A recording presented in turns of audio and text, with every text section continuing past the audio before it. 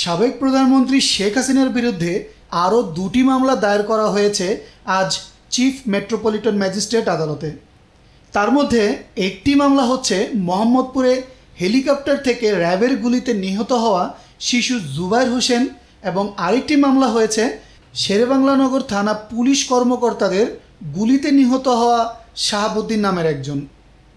নিহত হওয়া শিশু জুবায়ের হোসেনের পরিবার আজকে যে মামলাটি করেছেন সে মামলায় প্রধান আসামি করা হয়েছে সাবেক প্রধানমন্ত্রী শেখ হাসিনাকে। এছাড়াও আরও 5 জনকে আসামি করা হয়েছে। সেখানে স্বরাষ্ট্রমন্ত্রী আসাদুজ্জামান খান কামালকেও আসামি করা হয়েছে। ঘটনাটা হচ্ছে মোহাম্মদপুর চৌরাস্তার মাঝামাঝি ওই যে 19 তারিখে শুক্রবার সন্ধ্যা 7টা 30 মিনিট আনুমানিক ওই আন্দোলনের সময় ফ্যামিলিগত সবাই গেছে আন্দোলনে। এর মধ্যে উপরের থেকে ডান পাশে গুলি করছে, এখান দিয়ে বাইরেছে কয়েকটার লাশ নিয়ে পরে হেলিকপ্টার থেকে করছে। হেলিকপ্টার ওরে নিয়ে পরে ইবনে সিনা গেল, ইবনে সিনা যাওয়ার পরে ওরে নেওয়া মৃত্যু রাইটে দেওয়া যে মারা গেছে। পরে ওই রাতে 10টা 11টা এখান থেকে নিয়ে যেতে পরে 10টা 11টার সময় অ্যাম্বুলেন্সে করে আমাদের কিশোরগঞ্জ নিয়ে পরে মাটি দেওয়া হয়েছে কবরস্থানে। বাসায় থাকা অবস্থায় না ওই যে মোহাম্মদপুরে বাসা থেকে বাইরে হয়েছে আল্লাহ করিম মসজিদের সামনে বাইরে হওয়ার পরে ওই রাস্তার মধ্যে ওই আপনার এই হেলিকপ্টার থেকে পরে গুলি করছে, যে এখানে গুলি করছে, এখান থেকে বেরিয়েছে।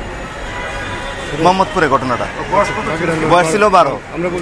হ্যাঁ, আব্দুল্লাহ আবু সাইদ ভূঁইয়া মামা।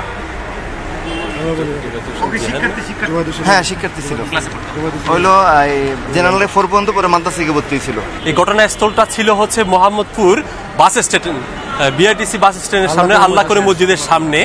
যখন এই ঘটনাটা 19/7/2024 রোজ শুক্রবার সন্ধ্যা 7:30 নাগাদ ওই ঘটনাস্থলে স্নাইপার থেকে হেলিকপ্টারে শুট করে, যেটা ছিল র্যাবের স্নাইপার। আপনারা জানেন ঢাকা শহরে দুইটা হেলিকপ্টার উড্ডয়ন করছিল, সেটা হচ্ছে র্যাবেরই। এবং ওখান থেকে শুট করার কারণে যে ভিকটিমের এক পাশ দিয়ে অর্থাৎ কানের উপর দিয়ে গুলিটা ঢুকে থুতনির নিচ দিয়ে বের হয়ে যায়। ওই থুতনির নিচ দিয়ে বের হওয়ার কারণে ওই ছেলেটা ভিকটিমটা স্পট ডেড হয়। এবং যারা ওখানকার ছিল ওর আত্মীয় স্বজনরা নিকটস্থ ইবনে সিনা হসপিটালে নিয়ে যাওয়া হয়, যাতে রাস্তার মধ্যে উনি মারা গেছেন। ইবনে সিনা হসপিটাল অথরিটি তাদেরকে মৃত ঘোষণা করেন। ওনারা সংশ্লিষ্ট থানায় তথা মোহাম্মদপুর থানায় কয়েকবার গিয়েছিল সেটা মামলা হিসেবে রুজু করার জন্য। ওখান থেকে অপারগতা প্রকাশ করে থানা সেট আপ ঠিক নাই বলে তাদেরকে ঘুরানো হয়েছে।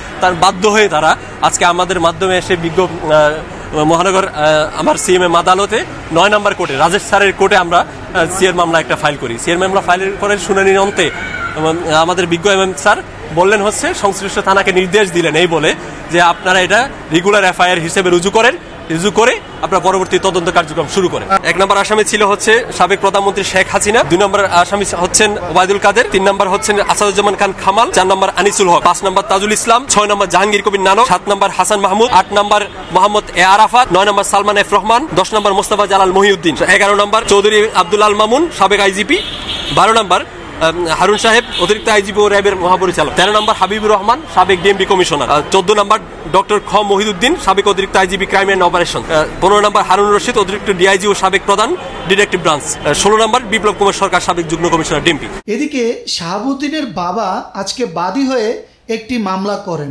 এবং সেই মামলায় সাবেক প্রধানমন্ত্রী শেখ হাসিনা সহ আরও বেশ কয়েকজনকে আসামি করা হয়েছে। নিহত হওয়া শাহাবুদ্দিনের বাবা জানান, গত 5 তারিখে যখন শেখ হাসিনা পদত্যাগ করে দেশ ত্যাগ করেন, তার পরবর্তী সময় শেরেবাংলানগর থানা পুলিশ কর্মকর্তারা বের হওয়ার সময় এলোপাথারি গুলি করে এবং সেই গুলিতে নিহত হন শাহাবুদ্দিন। ওই গুলি এখানে লগে ঢেক মাটি মুড়ি দিয়ে দুটো বাচ্চা তুলে, বাচ্চার মাও আছে এখানে। আমি এটা বিচার চাই, দেশবাসীর কাছে বিচার চাই।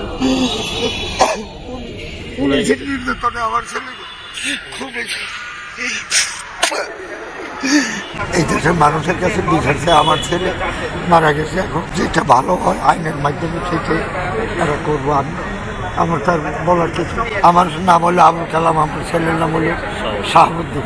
শেখ হাসিনা পলাতক করে এই সংবাদ পেয়ে মানুষের ঢল নামে, এই ঢলে থানার ভিতরে অনেক পুলিশ ছিল, তারা মনে করছে থানা ঘেরাও করার জন্য আসতেছে।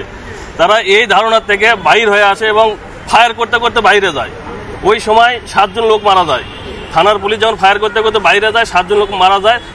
তার ধারাবাহিকতায় একজন হচ্ছে শাহাবুদ্দিন, তার বাবা হলে আবুল কালাম, শেখ হাসিনা সহ সালমান এফ রহমান, আইনমন্ত্রী আনিসুল হক সহ 11 জনের বিরুদ্ধে আমরা মামলা করেছি।